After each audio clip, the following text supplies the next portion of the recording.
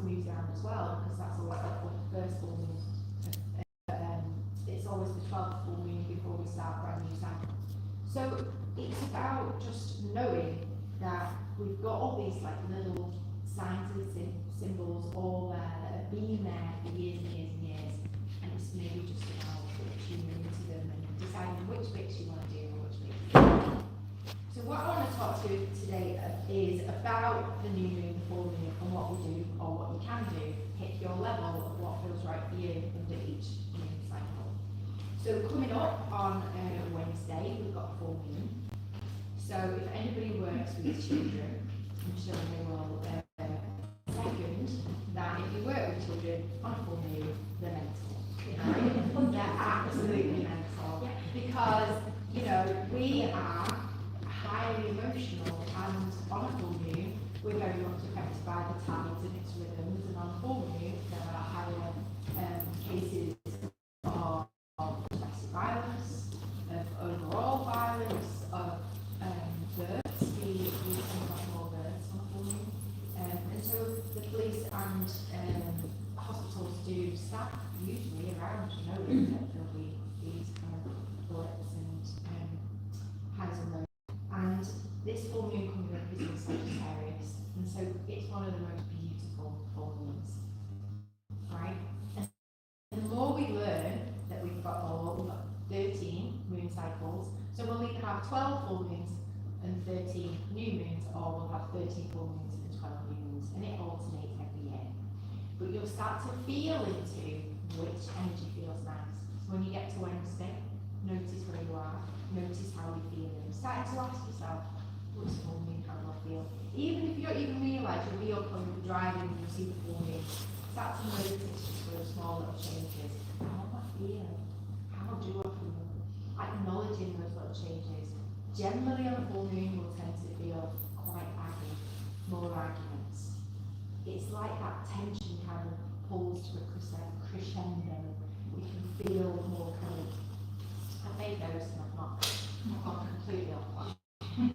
But we tend to feel that little bit more agitated. And full moons are all about the end of the cycle. So if it's the full moon in Sagittarius, what I'm thinking about was, what did we start in Sagittarius season, which is the 22nd of December, so any Sagittarius season, what we started within that month is coming to like an end of that cycle. And so full moons are all about releasing. They're all about letting go. And the one thing that I do know is that whether we're men, whether we're women, we find it really hard to let go, right? We think that if we hold on to the fact that this person pissed me off in 2018, that they'll suffer, but the only person that suffers is us. And so getting rid of any of that negativity, releasing some of that emotion and some of that kind of anger that we can so often hold on to, creates that little bit of space within our lives. So Carla set up this beautiful little area over here, and you can come and take pictures and tag me in as well, of this little area. And this is just a little example of what you might set up on a full moon. Okay, so again, you pick your level, right? So if you've got a space in your house and it feels nice, you can get your crystals out. You can pop whatever crystals feel relevant for you.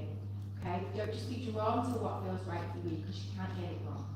But with crystals, like candles, you might want to put something in there for all of the elements. And when I say the elements, I'm talking about air, I'm talking about fire, I'm talking about water, and I'm talking about air. So we can have a candle on there, we can have a plant on there for earth, we can have a candle on there for fire, we can have a little feather on there maybe for air. You know, whatever feels right for you, we can set all this little up and we set up this space, and then we've got the cards all the way around. So at the end, I'm going to ask you to come and pick a card, and Carl has brought these two lovely decks with the moon on. They're the element of water. So if you feel like you want to pick up, and see that feather there? When I was doing yoga, it was on the mat. Oh. So, yeah, so there's a little feather there. I don't know where it came from, but they always just appeared, don't they? And then we've got the cards in the corner, the soldier for the element of air, the ones with the tree on for the element of the earth, and the red ones. These are all goddesses. And the woman that kind of designed and wrote all of the detail of this, has done. She's like a real historian who's gone through history and looks into kind of like powerful. So you can pick one of those and they're like a really good guide of goddess or a strong feminine figure that might kind of be just pulling on an area in your life where you need to maybe have a few adjustments or realise about yourself. So I might get my cards out, I've set up a little space, and on the full moon we will sit and we will write and we'll release all the things that are holding us back. So each full and new moon will have a different theme, and if you ever want to join me on a ceremony, you'd be so welcome. But all I'd say is you can go on Instagram, you can have a little Google, you can understand the themes. And Sagittarius and this full moon coming up is all about broadening your mind. Maybe about where do you hold yourself back because you feel that you're not quite good enough. There's a question for you. Where do you feel like maybe I can't do that because, you know, that's way past me, or I haven't got time for that? Where do you hold yourself back? And so there's a real sense of writing out small complaints. Maybe your husband's annoyed you, maybe your kids are getting you down. But so often we'll hold on to these kind of ailments and these little niggles and these little frustrations. And so what I would really empower you to do, all out, rewrite it as if you're just kind of like writing it all and then just let go. Now the letting go part of it, this is where we have a bit of fun. So you can just write it, throw it away, write a new book. But where I find it more powerful is to have a little bit of a bonfire in the back garden. Obviously I used to live in a flat, and Dad said, "Oh, no, Mrs. You know, when it's been raining outside, don't set the house on fire." But what I really do is to get to the very bottom of the paper and just light it. And there's some real magic in watching it burn and watching it go, right? If you're lucky enough to have like a wood fire, coal fire kind of thing, you can throw it on there. You can kind of rip it up. Really nice thing as well, you can fold it up, shove it in the freezer, and then it'll like disintegrate. But there's real power in getting to a habit of releasing and letting go. Because hands up if you hold on to stuff. Hands up, yeah, you do. We do. And the only people that are suffering are us. So that's your little full moon. And so on a full moon, as I said, the emotions can feel quite intense. You might feel quite tired. One thing I will say is a couple of days after, that energy starts to rise and we start to feel a little bit better. So if you can't do it on the full moon, do it on or around a couple of days just afterwards. And it's the perfect time, just setting that little intention. And it's time for you. It's an hour for you. The brain loves cheeky little reminders that it's a place to relax. So light your favourite candles. You know, we buy them candles but you don't burn because they're expensive. Like that there. And it's like a little, we do that, don't we? I saw a meme the other day and it said, I wish I was rich enough that I could light that candle and not care that it would just burn. That's the day. And the full moon and the new moon, light your candles and really use those smells and those scents to kind of like bring you into a place of relaxation. It's a great time to meditate, and if you're all like, oh, I can't do that, meditate doesn't need to be sitting up. You know, like we did in yoga today, just have to do that. You can lie down. We can do whatever it means to for us. But most of all, our energy will feel quite fraught, will feel quite irritable. So the more that we can take time to relax, the more that we can take time to slow down, the more we're really empowering ourselves. So, I want to talk to you a little bit about the phases of the moon. So, each moon, we start off on a brand new cycle on what we call a new moon. So, a new moon is when the sun and the moon meet together in the same sun. And there will, if you look up at the sky, there'll be absolutely no moon in the sky. In fact, the sky will be almost black. And this is what we call the start of a brand new cycle. And these are really lucky times. This is the perfect time to set an intention and to write goals. Do any of you already set goals? Do Do you write out goals? Do you write out intentions? Yeah? This is the best time to do it. Really the time to do it. Energetically, it's just start from you. It's like so energy. It's like, yes, let's go. Let's set some intentions. So we always do that on a new moon. And then as the moon starts to grow, we call that waxing, right? So it starts to wax, it starts to grow. And so on a new moon, our energy starts to grow, it starts to expand. And 2 weeks later, we then have a full moon.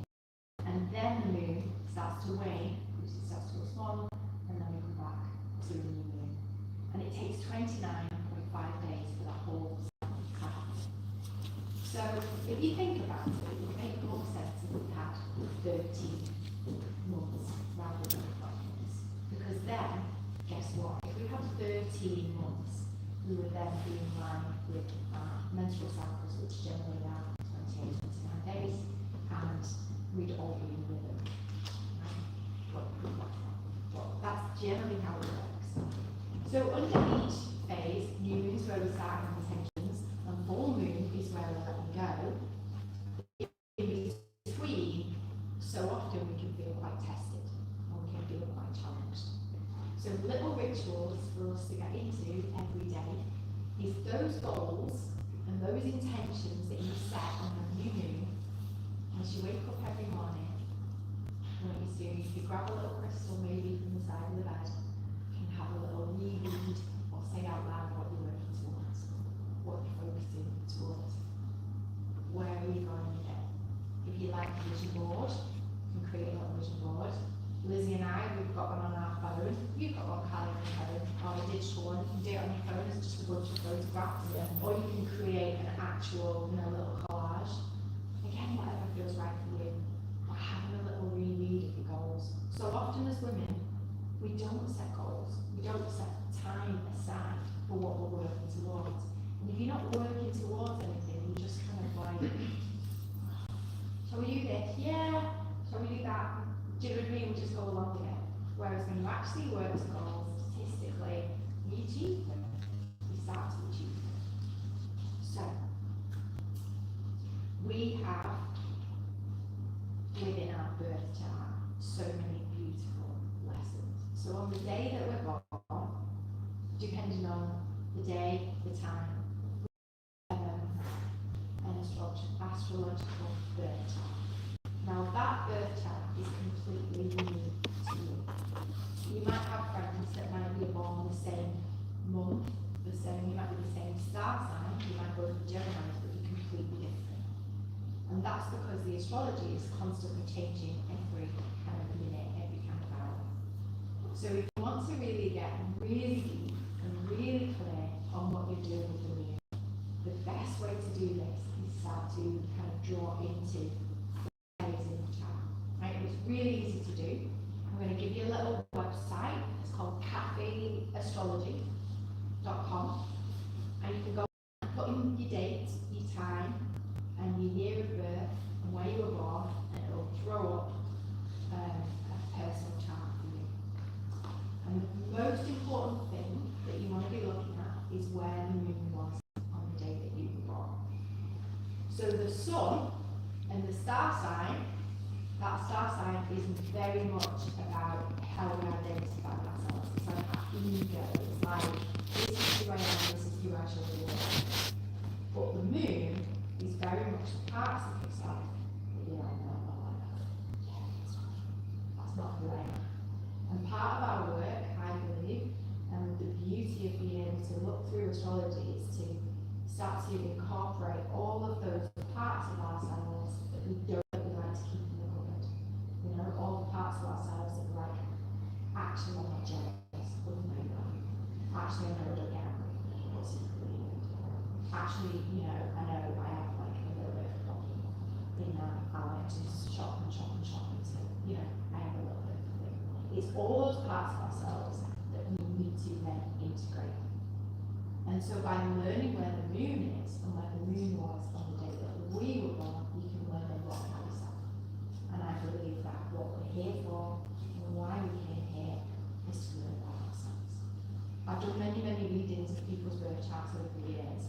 I had this one woman and she came and she got the top 10 here and she'd written a book and and she'd done all these things, and she's like, well, what am I here to do? And I was like, well, you're here to love and accept all parts of yourself. And she's like, no, but I've written a book and I've had a talk, and I'm like, no, what we're really here to do is to love and accept every single part of ourselves, the good, the perhaps not so much, because I'm not going to call it the bad, but the parts of ourselves that we don't feel as comfortable with, and integrate all that into us. And then the third part is what we call our rising sign. Now, when you find out your rising sign, I can 100% be like, no, absolutely not. That is not who I am, and that's not who I'm going to be. And these three make up the key parts of our kind of personality. If we're splitting ourselves into thirds, we'll be the parts like, yes, I'm all like that, I'm not really like that, I'm definitely not that, right? And so, for example, when I first started with astrology like 10, 12 years ago, I'm a rising Virgo, which means I like plants, I like to do things for the people, and I'm very grounded. I was not like that as a child. I was not like that as a teenager. I absolutely was not like any of that. But as I got older, I started to change, I started to evolve, I started to grow. And so the more we find out about these different aspects, the more we can start to learn and start to empower ourselves. Now, this is going to be really confusing. I don't expect any of you to remember, but you can always message me. But if you really want to get into following the moon, knowing where that rising sign is will help you to understand where each of the moons, the full moons and the new moons, are showing up within each area of your chart. And we have 12 areas that we look at. So if you want to buy a house, I can tell you which new moon and which full moon to kind of like focus on. If you're looking at setting up a business, starting a new project, I can give you the exact dates that I think would be the best time for you to do it. So it's all just about understanding these kind of little, amazing, powerful little places where we can use this knowledge. And so I can see you all sitting there thinking, well, how can I use this now? How can I use it today? So if you've got your phone, you can download a little app which is called Moon Phase. So it's a black background with a white little moon. A white little moon is called Moon Phase. And what it does is brings up the beautiful picture of the phase. P-H-A-S-E, phase. Moon phase. And when it comes on, and you download it, it'll have all the days of the week, all along the top.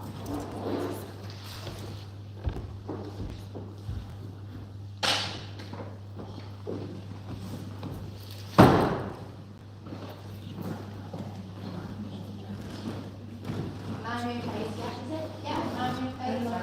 My moon phase. Yeah, it's like black with a white little moon. My moon phase. Yeah. Oh! Because there's the moon calendar and the moon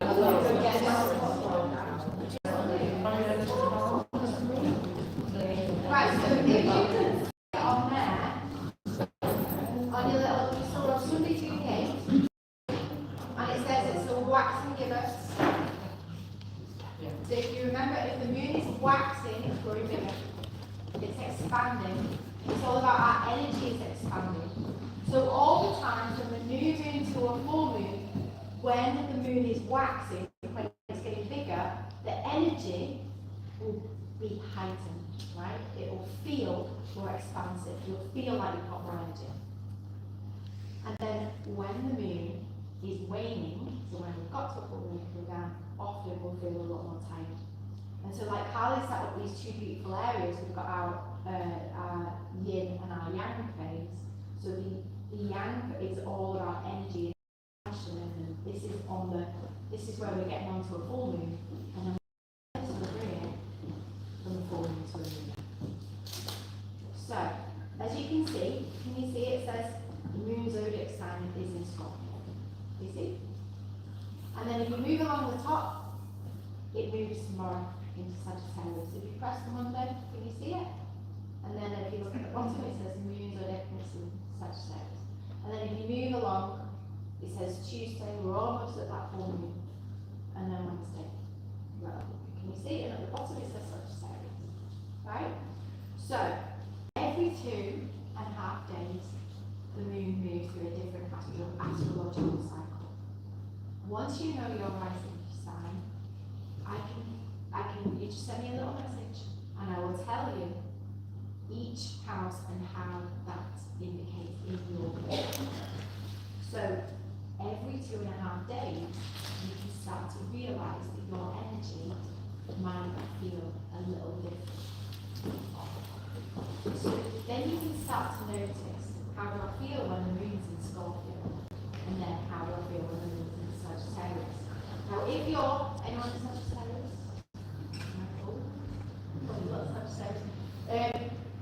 If you're a Sagittarius, it's highly likely you might feel quite emotional or angry or frustrated on a full moon in Sagittarius. Same with the Scorpios, might feel particularly emotional on a full moon in Scorpio, but the only way that we start to learn these things is by tracking how we feel on each moon cycle. Right? So I would challenge you to go onto your little moon app every day, see where the moon is, how do I feel today. And you will notice, if you tracked yourself and the moon for 3 months, you'll notice that there's a pattern. For example, I'm a Scorpio. When the moon's in Scorpio, I'm not great. I'm not particularly narky. I'm off. I'm a little bit, just a bit picky. When the moon's in Cancer, I'm emotional. I cry. And I don't know why I cry. And then when the moon's in Virgo, I'm reorganising the cupboard drawer. I'm criticising everybody in my house. And I'm finding fault that there's dirt here and there's cups in your bedroom and everything else. Right, that's my pattern. That's what I've learned by following the moon for the last 10 years. But why that's empowering is that when I know how I feel on those moons, I can give myself a break. Rather than thinking, oh my gosh, I'm going to feel like this forever. Why do I feel this way? When actually I'm not going to feel like that for a couple of days. Does that make sense? Yeah? Now, I've never actually done this with men. But if you'd like to try it out and let me know if you have a bit of an impact, it'd be good to know.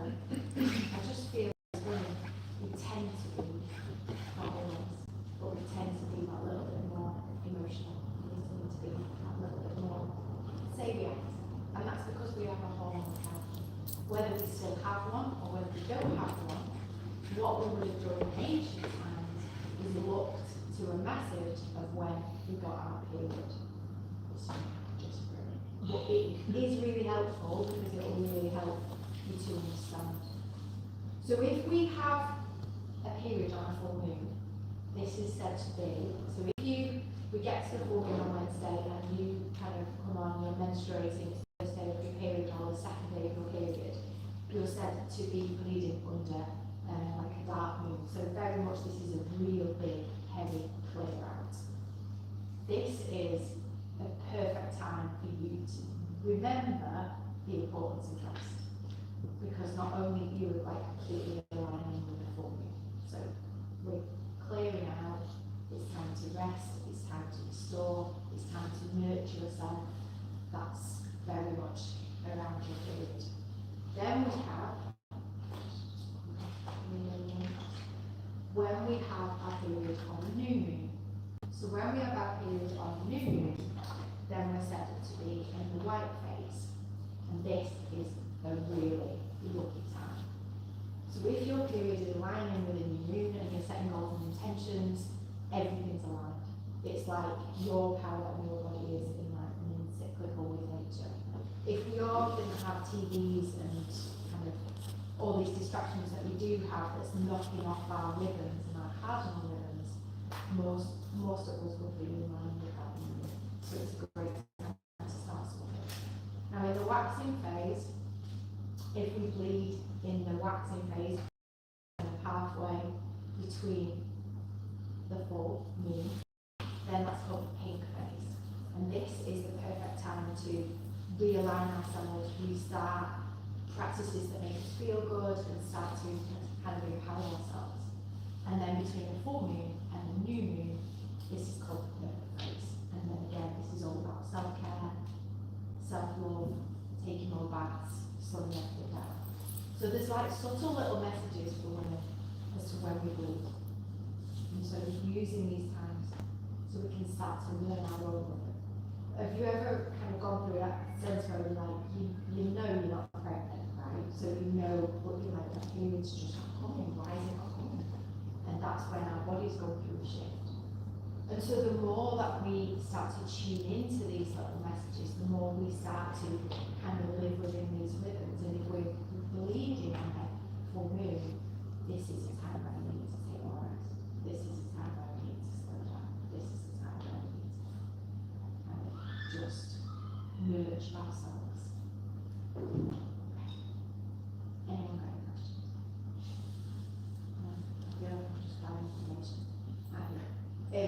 So, if you want to delve a little bit deeper and you want to know about the moon, there's some amazing books called Moonology. Now this is the diary, so it's got all the kind of information. This is a great way to start. You can kind of get the book, you can get the calendar, you can go through it. It's also really good to listen to as an audiobook. And what it'll do is it'll break through each of the themes of each full moon. That's the best, or one of the easiest ways where you can start. The other way is if you want to learn through finding out about yourself through an astrological chart reading. Once you know your astrology, start to fall in love with those parts of your personality, and then from there you can kind of, within that hour you start to learn, you can really empower yourself so that you can start to follow the moon from there. But if you're just like, you know what, this isn't really for me, I'm not really sure, if you could just do two things. And the first one is set your goals and intentions on the moon and release on the full moon. Because these, I promise you, it'll change your life. How I got into following the moon was I was in a corporate job. And I've been in it 10 years, and I went on a yoga retreat. And before I went, someone said, oh, read this book on the moon, it's like the best thing. And I thought, as you do. And I read it. And it was a new moon, in Lunar. And I sat down and I said, I want to be a yoga teacher. I need this amount of money, this is what I need. And I actually said I wanted my eldest child to be nicer to me. I kind of got that now, but it's taken 10 years. But I wrote that down, and I literally then would sit and reread it every day, and then I just thought, let's see what happens. 6 weeks later, I left with a check for the amount of money that I'd asked for on the new moon, and I signed up and did my yoga teacher training. And so I just genuinely feel like the more we set out of what we want, the more we can start to draw it to us. But so often in life, we just go along, and what we say is, well, I don't want that, or I don't want to work here, I don't want to do that, and I don't. But what we're not saying is, I want this. I want to go back to college and study this.